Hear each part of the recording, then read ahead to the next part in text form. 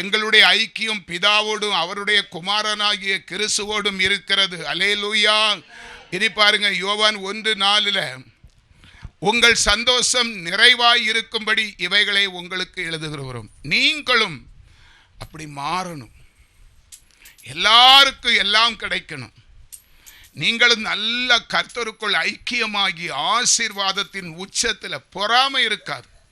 மெய்யான ஊழியக்காரனுக்கு ஒரு மனுஷன் வளர்ச்சியில் இன்னும் இன்னும் இன்னும் அதிகமாய் வளரணுன்னு தான் ஆசைப்படுவாங்க. அதுதான் ஆரோக்கியமான ஐக்கியம். ஒருவருக்கொருவர் நம்மளை மிஞ்சி யாரும் பெயரக்கூடாது, நம்மளை மிஞ்சி யாரும். அப்படி ஒரு உண்மையான ஊழியக்காரன் நினைக்க மாட்டான். சபையில் இருக்கிற சிறு தாழ்த்தப்பட்ட மக்களிலிருந்து எல்லாருமே கர்த்தருக்குள் வளர்ந்து பெருகணும் என்கிற ஆசைப்படுகிற ஊழியக்காரன். அந்த ஊழியக்காரன் சொல்றான், உங்கள் சந்தோஷம் நிறைவாய் இருக்கும்படி இவைகளை உங்களுக்கு எழுதுகிறோம். அல்லேலூயா, ஹல்லேலூயா. புரிந்து கொள்ளுங்கள், வார்த்தைகளை விட்டு விடாதீர்கள்.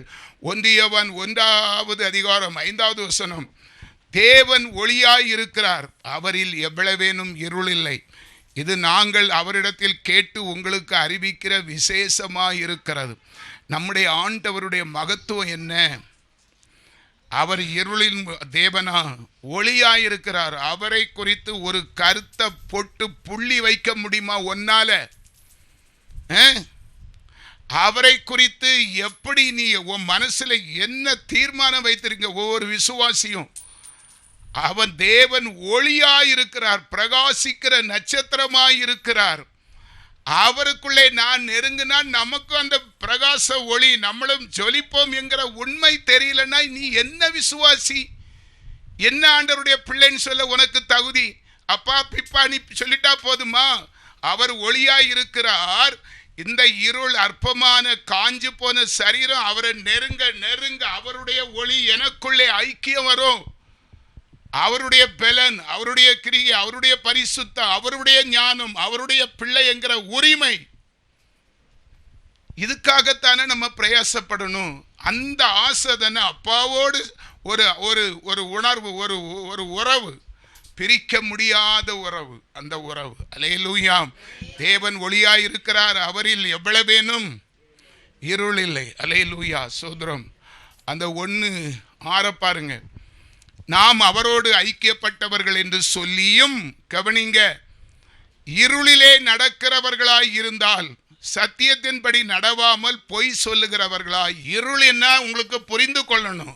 ஆசா, பாசம், இச்சை, பணாசை, ஒரு மாதிரிப்பட்ட சில கிரிகைகள், அற்ப சுகம், நாத்தம் பிடிச்ச அற்ப சுகம்.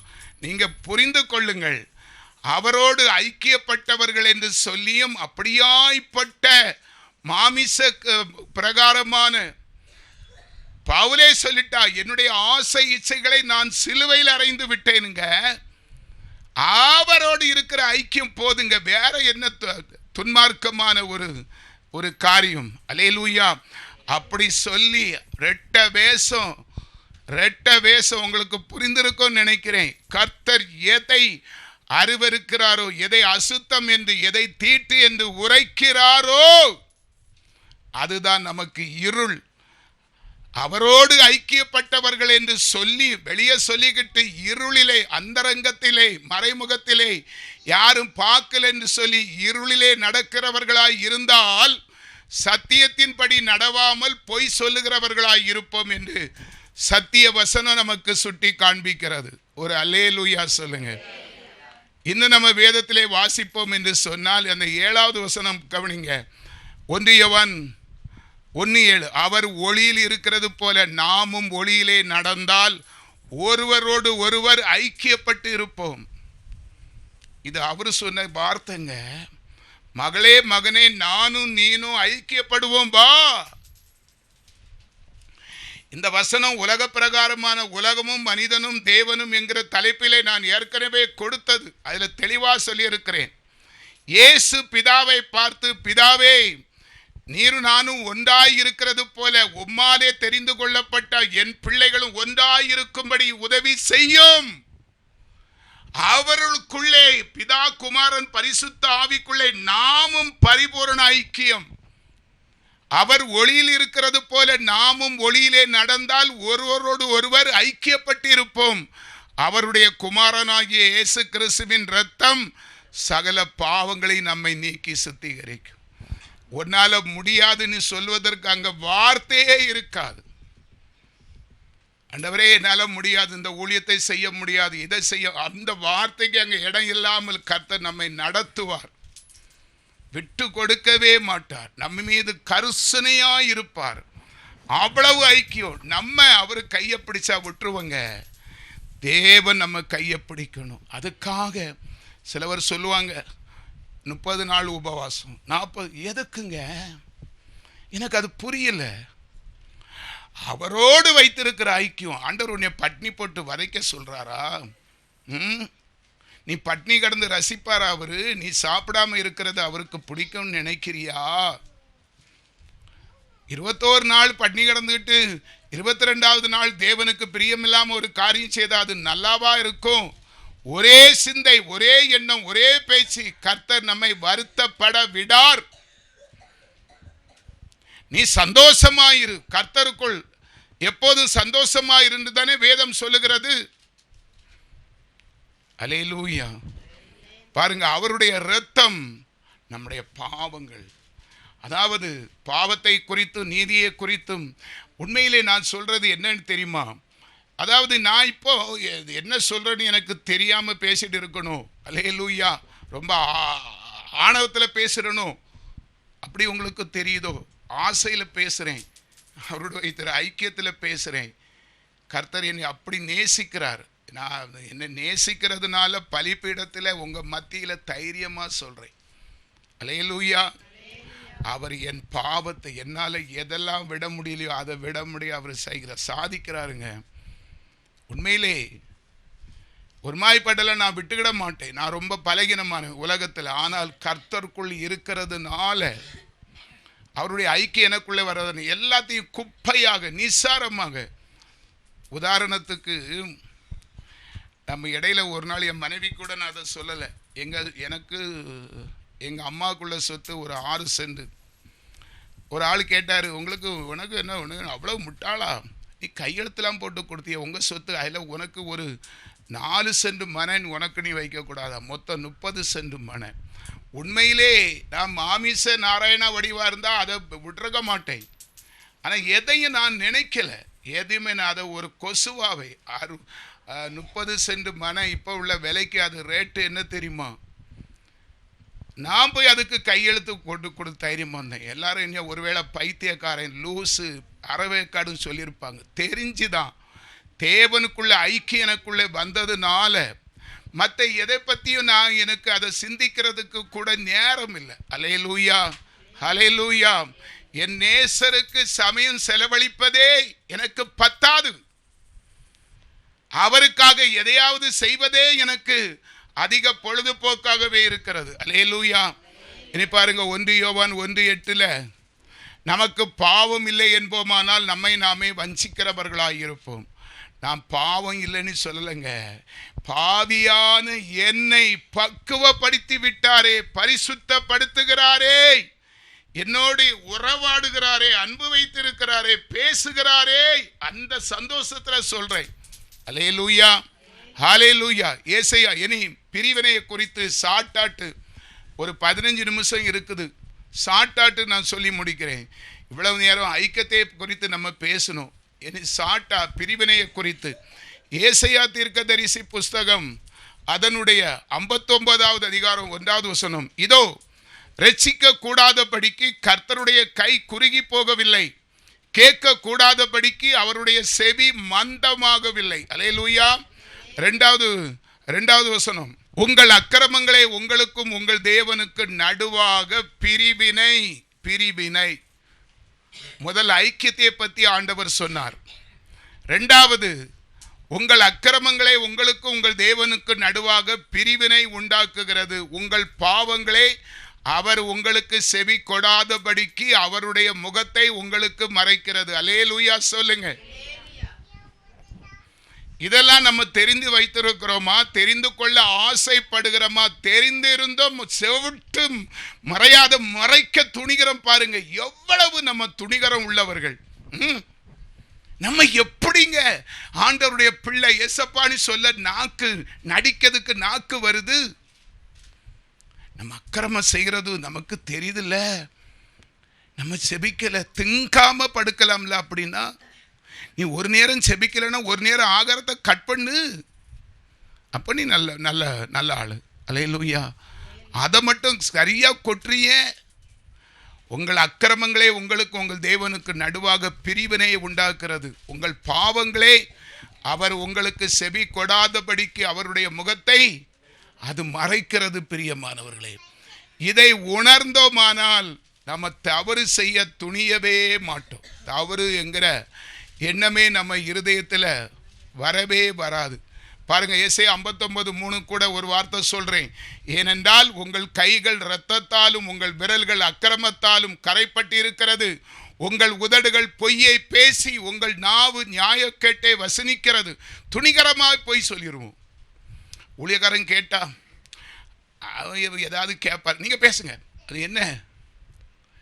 நம்ம உள்ள பொய் எதுக்கு சொல்லணும்? ஒரு பொய்யை மறைக்க 9 பொய் சொல்ல வேண்டிய சூழ்நிலை வந்துடும். அதனால நல்லதோ கெட்டதோ உள்ளதப்படி சொல்லி பழகி பாருங்க, கர்த்தர் நம்மளை உற்சாகப்படுத்துவார். அல்லேலூயா. நான் ரொம்ப பேசல, ஒரே ஒரு மனுஷனை குறித்து ஒரு 5 நிமிஷம் பேசலான்னு ஆசைப்படுகிறேன். உலகத்திலே பைபிளிலே உலக மேன்மையிலே உச்சத்திலே இருந்த ஒரு மனுஷன், அவன்தான் சாலமோன். சாலமோன் அவனை போல ஞானம் உள்ளவன் உலகத்திலே கிடையாது. அவனை போல ஆசீர்வதிக்கப்பட்டவனும் கிடையாது. அப்பேற்பட்ட சாலமோன் ஆண்டவருடைய ஐக்கியத்தை விட்டபடினால் அவனுடைய நிலை என்னவென்று மட்டும் பார்த்து நான் முடித்து செபிக்க ஆசைப்படுகிறேன். சாலமோனை குறித்து என் மனசுல ஆண்டவர் சொன்னது 1 ராஜாக்கள் 11:2, கர்த்தர் இஸ்ரவேல் புத்திரரை நோக்கி, நீங்கள் அவர்கள் அண்டைக்கும் அவர்கள் உங்கள் அண்டைக்கும் பிரவேசிக்கல் ஆகாது. அவர்கள் நிச்சயமாய் தங்கள் தேவர்களை பின்பற்றும்படி உங்கள் இருதயத்தை சாய பண்ணுவார்கள் என்று சொல்லியிருந்தார். சாலமோன் அவர்கள் மேல் ஆசை வைத்து அவர்களோடு ஐக்கியமாய் இருந்தான். சாலமோன் உலகத்திலே சரித்திரத்திலே அழிக்க முடியாத பெயர் பெற்ற சாலமோன் அவனுடைய கடைசி நாட்கள் எப்படி முடிந்த நம்ம வாசிப்போம். ஒரு படபடனி ஒரு 2-3 வசனம் வாசிப்போம். 2வது 3வது வசனம், அவனுக்கு பிரபுக்கள் குலமான 700 மனையாட்டிகளும் 300 மறுமனையாட்டிகளும் இருந்தார்கள். அவனுடைய ஸ்திரீகள் அவன் இருதயத்தை வலிவி போக பண்ணினார்கள். இது கொஞ்சம் 700 + 300 1000, ஒரு மனுஷனுக்கு 1000 பொண்டாட்டி. சோத்திரம் சோத்திரம், இதெல்லாம் நம்ப முடியாட்டா இருக்கு. சோத்திரம், ஐயோ அல்லேலூயா. ஆனாலும் ஆண்டவர் தாராளமாய் ஏராளமாய் சாலமோனுக்கு மேல வைத்திருக்கிற பிரியத்தினாலே கொடுத்தார். அப்பா அல்லேலூயா. ஆனால் அந்த சாலமோனு தேவனுடைய ஐக்கியத்தை விட்டுவிட்டு அற்பமும் குப்பையும் நாத்தமான பெண்களுடைய யோசனையை கேட்டு அவனுடைய ஸ்திரீகள் அவன் இருதயத்தை வலிவி போக பண்ணபடி அவன் செய்கைகள் மாறிவிட்டது. மாறும். எப்பேற்பட்ட மனசையும் பிசாசு அழித்திடுவான். எந்த கடினம். அதுக்குத்தான் அந்த 3வது மனுஷன் ஊசி மன வழி கூட அவனுக்கு இடம் கொடுக்க கூடாது. ஆரம்பத்திலே நம்முடைய ஐக்கியத்தை இருக்க உறுதியாக சேர் பண்ணணும். கொஞ்சம் லீக், கொஞ்சம் உதாரணத்துக்கு ஒரு ஜெபம் பண்றோம், நாளைக்கு ஜெபம் பண்ணலாமே, போச்சிடா வச்சா ஆப்பு, புரிந்து கொள்ளலாம். உதாரணத்துக்கு ஒரு பேச்சுக்கு சொல்றேன், நீங்க ஷெட்யூலா ஜெபம் பண்ணி வச்சிடுங்க. அந்த நேரத்தில் உங்க மனசுல ஒரு வரும், கொஞ்சம் ஒரு மாதிரி இருக்கு, நாளைக்கு ஜெபம் பண்ணலாம். உங்களுக்கு ஆப்பு வச்சாச்சு. அதான் சாலமோனும் அப்படிதான். ஒரு பொண்டாடி தானே, அங்கே போய் ஒன்று கட்டணும். இதெல்லாமா ஆண்டவர் பார்த்துக்கிட்ட போகிறாரு. 1 300 ஆச்சு, 300 1000 ஆச்சு.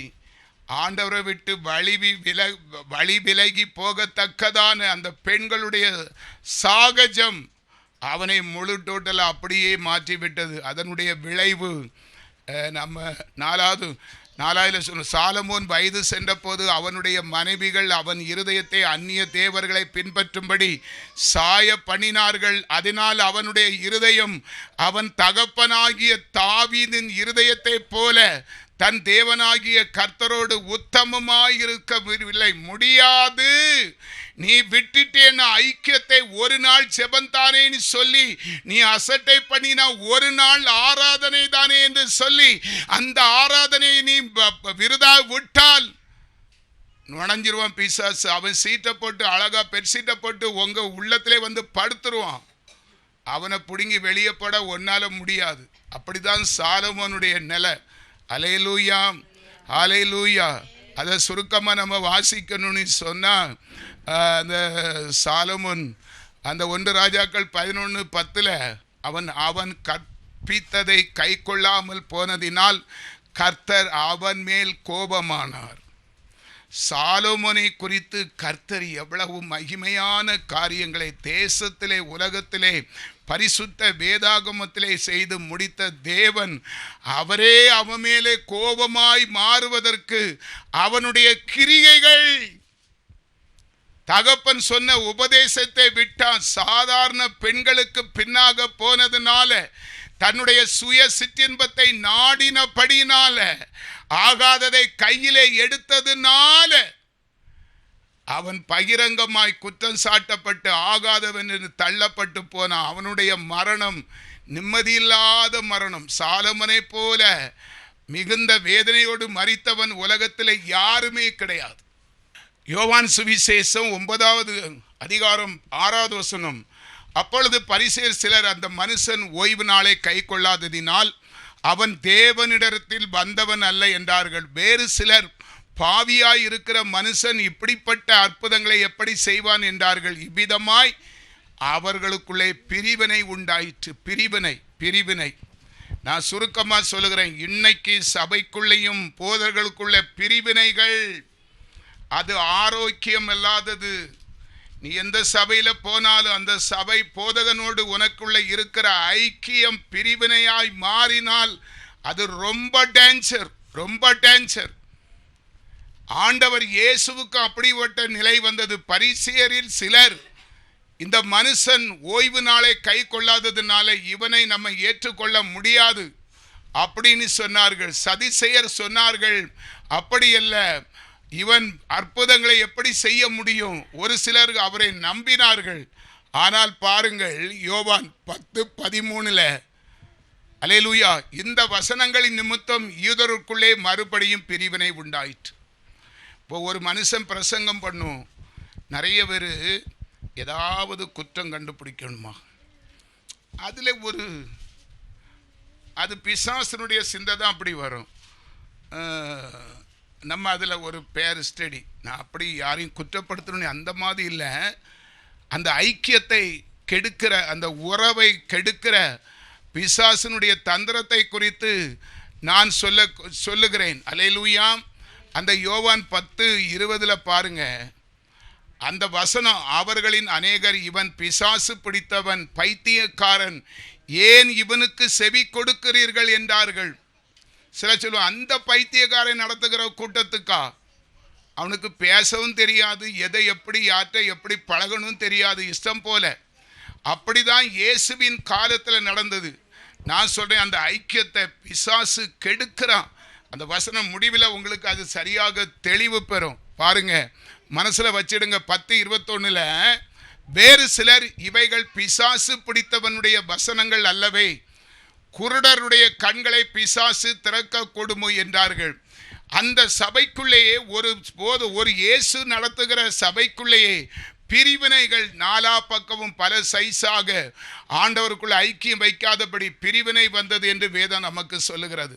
கலாத்தியருக்கு எழுதின நிருபம் 5வது அதிகாரம் 20வது வசனத்தை பாருங்க. விக்கிர ஆராதனை, பில்லி சுனியம், பகைகள், விரோதங்கள், வைராக்கியங்கள், கோபங்கள், சண்டைகள், பிரிவினைகள், மார்க்க பேதங்கள், இப்படியாய்ப்பட்ட குணாதிசயங்களை உடையவர்கள் கிறிஸ்துவோடு ஐக்கியம் வைப்பது கூடாத காரியம். ஒரு ஊழியக்காரனோடு ஐக்கியம் வைக்காத நீங்கள் ஆண்டவராகிய கிறிஸ்துவிடத்தில் எப்படி ஐக்கியப்பட முடியும்? கண்ணுக்கு தெரிஞ்ச சகோதரனை நேசிக்காத நீ காணக்கூடாத இயேசுவை எப்படி விசுவாசிப்பாய்? ஊழியக்காரனை குறித்து அங்க சொல்றது, இங்க சொல்றது, அங்க டைலாக் பேசுறது. நான் சொல்லல, ஆண்டவர் சொல்லுகிறார். அப்ப நம்ம ஐக்கியத்தை தடை பண்ணுகிறது. அதுக்கு முன்னால இருக்கிற அந்த 19 போடுறேன் பாருங்க.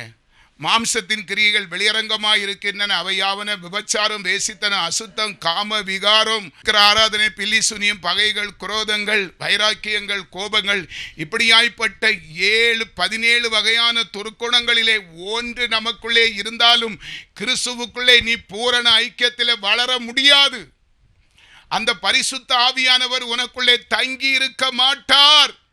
கலாத்தியர் 5:21, பொறாமைகள், கொலைகள், வெறிகள், களியாட்டங்கள் முதலியானவைகளை இப்படியாய்ப்பட்டவர்களை செய்கிறவர்கள் தேவனுடைய ராஜ்யத்தை சுதந்தரிப்பதில்லை என்று முன்னே நான் சொன்னது போல சொல்லுகிறேன். இப்போ கடைசி முக்கியமாக உள்ளது ரோமர் 16:17. அன்றியும் சகோதரரே, நீங்கள் கற்றுக்கொண்ட உபதேசத்திற்கு விரோதமாய் பிரிவினைகளையும் இடரல்களையும் உண்டாக்குகிறவர்களை குறித்து எச்சரிக்கையாய் இருந்து அவர்களை விட்டு விலக வேண்டும் என்று உங்களுக்கு புத்தி சொல்லுகிறேன். அல்லேலூயா.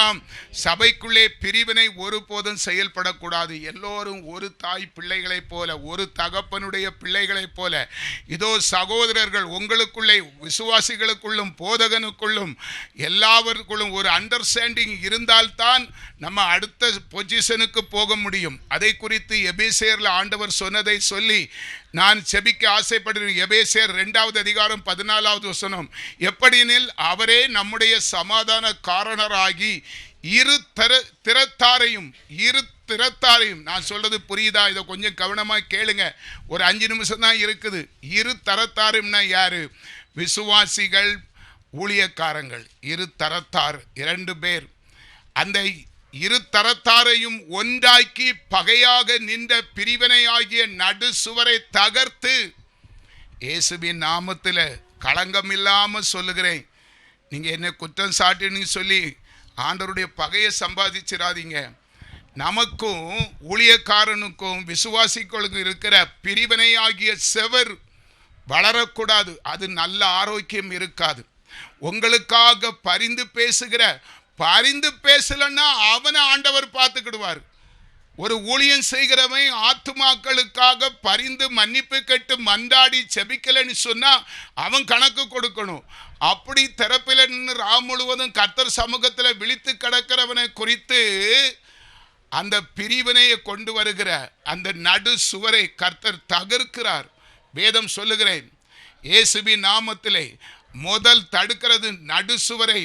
இரு திறத்தாரையும் ஒன்றாக்கி பகையாக நின்ற பிரிவினையாகிய நடு சுவரை தகர்த்து, 15வது வசனம், சட்ட திட்டங்களாகிய நியாய பிரமாணத்தை தம்முடைய மாமிசத்தினாலே ஒழித்து இரு திறத்தாரையும் தமக்குள்ளாக ஒரே புதிய மனுஷனாக சிருஷ்டித்து இப்படி சமாதானம் பண்ணி, அல்லேலூயா, சமாதானம் பண்ணி 2016 பகையை சிலுவையினால் கொண்டு அதனாலே இரு திறத்தாரையும் ஒரே சரீரமாக தேவனுக்கு ஒப்பரவாக்கினார். அந்த நாட்களிலே பவுலு, சீலா இவர்கள் ஊழியம் செய்யும் போது சபைக்குள்ளே பிரச்சனை, போராட்டம் கொடுக்க, நீயா நானா, அவன் பெருசு, அந்த ஊழியக்காரன் அப்படி, இந்த ஊழியக்காரன் இப்படின்னு அங்கே சபை வளராமல் தடை பண்ணுகிறதான் சவுல் எழுதியிருக்கிற நிருபம். இந்த நிருபம் இரு தரத்தாரையும் கர்த்தர் ஒரே சரீரமாக தேவனுக்கு ஒப்பரவாக்குவார். அந்த பிரிவினையை கொண்டு வருகிற நடுச்சுவர் உங்களை நேசிக்கிற, உங்களுக்கு ஊழியம் செய்கிற, உங்களுக்காக அவன் எப்படியாப்பட்ட படிக்காதவனாய், முட்டாளாய், தப்பளையனாய், கோம்பையனாய் இருந்தாலும், கோழையாய் இருந்தாலும் நீங்கள் விமர்சிப்பதற்கு கர்த்தர் ஒருபோது அனுமதிக்க மாட்டார். அதே போல எந்த ஊழியக்காரன் பக்கம் ஆளு பார்த்து அந்த அது இப்படியாங்க, இவங்களுக்கு இப்படியாங்க, அவங்களுக்கு ஒன்று இவங்களுக்கு ஒன்று சொன்னா அவனும் தப்ப முடியாது. கர்த்தர் நடுவராக இருக்கிறார். தேவ பிள்ளையை எந்த ஊழியக்காரனும் அப்படி பச்சைப்பாதம் மனப்பூர்வமாக பார்க்க மாட்டான். அப்படின்னு அவன் ஊழியக்காரனுக்கே லாய்க்கப்படாது. அவனை கண்டிப்பாக கர்த்தர் அடிப்பார். நான் பலிப்பிடத்தில் நின்று சொல்றேன். அதனால இந்த ஐக்கியத்தை கெடுக்கிற பிசாசுக்கு நம்ம விலை போகக்கூடாது. ஐக்கியம் தடைப்படுறது முக்கியமா சபைக்குள்ளதான் தடைப்படும். அந்த ஐக்கியத்தை கெடுக்கிறது பிசாசு. ஹல்லேலூயா, ஹல்லேலூயா. பிரியமானவர்களே, எல்லாரும் இருக்க இடத்துல கொஞ்சம் எழும்பலாமா? ஆண்டவர் நம்மளோடு பேசியிருக்கிறார். ஐக்கியம், கிறிஸ்துவோடு ஐக்கியம், கிறிஸ்துவுக்குள்ளே இருக்கிறவர்களோடு ஒரு பிரிவினை வராதபடி இரு தரத்தாரையும் ஒழுங்குபடுத்துகிற அந்த ஐக்கியத்துக்குள் இல்லை, நான் இவரை அந்த இவரும் ஊழியம் செய்கிற மனுஷனும் விசுவாசிகளை எல்லாரும் எல்லாரையும் ஒன்று போல பார்க்கணும். ஒரு ஆளுக்கு ஒன்று இல்லை. ஆண்டவரே, எல்லாருக்காகவும் பரிந்து பேசுகிற ஊழியக்காரனாய், அந்த ஊழியக்காரன் அழகு இல்லை, அந்தஸ்து இல்லை, படிப்பு இல்லை, சொன்னதே சொல்லுகிறான், பைத்தியக்காரன், லூசு அப்படின்னு நினைச்சு அப்படியே ஒரு பிரிவினையை நம்ம மனப்பூர்வமாக சபைக்குள்ளே வளர்த்து ஆண்டவருடைய ஐக்கியத்தை விட்டு விடாதபடி கர்த்தர் இன்னைக்கு கொடுத்த ஆலோசனை, ஆண்டவரை அதை உத்தமமாய் ஏற்றுக்கொண்டு நாங்கள் ஒன்றோடு ஒன்று இரு தரத்தாரையும் இணைக்கிற பரிசுத்த ஆவிலே இணைக்கப்பட்டு இருக்கிறோம். நானும் இந்த ஊழியக்காரன் சகோதர அன்புல நாங்கள் உறவிலே சீர்பொருந்த இந்த ஊழியக்காரனை நான் குற்றப்படுத்தாதபடி இந்த ஊழியக்காரன் இன்னும் வளரணும். அப்படி உங்க மனசுல வந்தாலே நீங்க வளருவீங்க, நீங்க ஃபர்ஸ்ட் வளருவீங்க. ஒரு ஊழியக்காரன் மீது கரிசனை கொண்ட ஜனம் பாக்கியம் உள்ளது. அதே போல வரக்கூடிய ஆத்துமாக்களுக்காக ஆண்டவரிடத்துல பரிந்து பேசி கெஞ்சி மன்றாடி, ஐயோ ஆண்டவரே, அந்த ஆத்துமாவை ரட்சியும், விரும்பியும் நன்மை செய்யும் என்று பரிதவிக்கிற ஊழியக்காரன் ஆசீர்வதிக்கப்படாமல் ஆண்டவர் விட மாட்டார். தோரா சாத்தா ராக்காபா.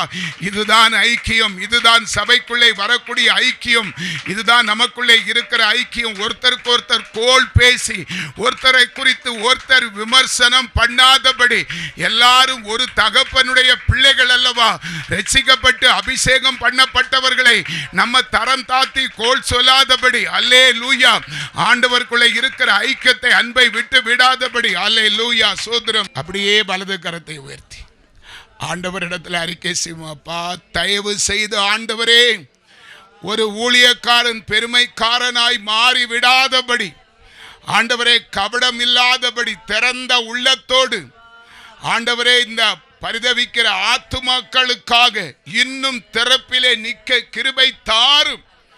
ஆண்டவரே, ஒரு நாள் அல்ல, எப்போதும் விழித்திருந்து ஒவ்வொரு ஆத்துமாக்களுக்கும் விசுவாசிகளுக்காகவும் ஆண்டவருடைய நாமத்திலே உம்முடைய அன்பு பாச கரத்திலே ஒப்பு கொடுத்து பரிந்து பேசுகிற கிருபை ஞானம் சத்துவத்தை எனக்கு தாரும், அதிகாரப்படுத்தும். ஆண்டவரே, இன்னும் தகப்பனே, நாங்களும் விசுவாசிகளும் ஊழியக்காரன் சேர்ந்து கிறிஸ்துவாகிய உமக்குள் ஐக்கியத்திலே ஒன்று குறைந்து போகாதபடி இன்னும் உம்மை கிட்டி சேர, உம்மோடு இருப்பது, உம்மோடு இருந்து உம்மோடு வாழ, உமக்குள் நாங்கள் ஜீவிக்க, ஆண்டவரே, உமக்குள்ளும் விசுவாசிகளாகிய எங்களுக்குள்ளும் ஊழியக்காரராகிய நமக்குள்ளும் இருக்கிற ஐக்கியத்தை யாரும் உடைத்து விடாதபடி தகப்பனே, ஆண்டவரே, எங்களுக்கு உதவி செய்யும் அப்பா, உதவி செய்யும்.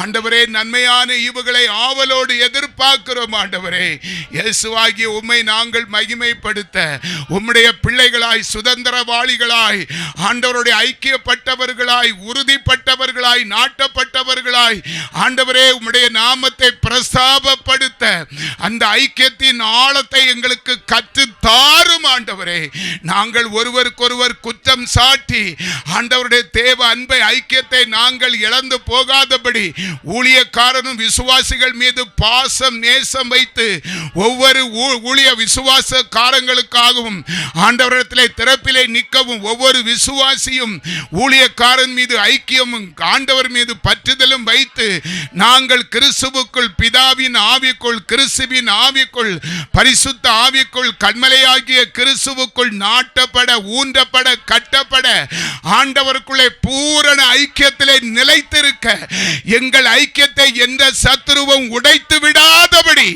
ஆண்டவரே உதவி செய்யும் அப்பா. எங்களை சாதிக்கிறவர்களாய் சாதனை படைக்கிறவர்களாய் அற்புதம் செய்கிறவர்களாய் அதிசயமான நன்மைகளை கர்த்தர் கரத்திலிருந்து பெற்றுக் கொண்டவர்களாய் இந்த திருச்சபை வானளவு உயர்த்தப்படத்தக்கதாய் இதோ தேசத்தை கலக்குகிறவர்கள் தேசத்தை அசைக்கிறவர்கள் இந்த ஆராதனையிலே பங்கெடுத்திருக்கிறார்கள். இவர்களுக்கு ஒரு நன்மையும் ஒரு குறைவும் வரல. கர்த்தர் பெரிய காரியங்களை அசாதாரணமான காரியங்களை இந்த சபைக்குள்ளே விசுவாசிகளுக்குள்ளே ஆண்டவர் கட்டளையிட்டு இருக்கிறார் என்று சொல்லத்தக்கதாக நாங்கள் எல்லாரும் ஒருமித்து தேவனாகிய கர்த்தருக்கு நன்மையை பெற்று உமக்கு சாட்சியாயிருக்க ஆண்டவரே பரத்திலிருந்து எங்களுக்கு ஒரு ஒத்தாசை தாரும். பரத்திலிருந்து ஒரு நல்ல ஈவு இரக்கத்தை தாரும். அந்த ஐக்கியத்தை விட்டு விடாதபடி ஞானம் கிருபையை தாரும். உம்முடைய நாமம் மட்டும் மகிமைப்படட்டும். உம்முடைய கரத்திலே தாழ்த்துகிறோம், அர்ப்பணிக்கிறோம். இயேசுவின் நாமத்தில் பிதாவே.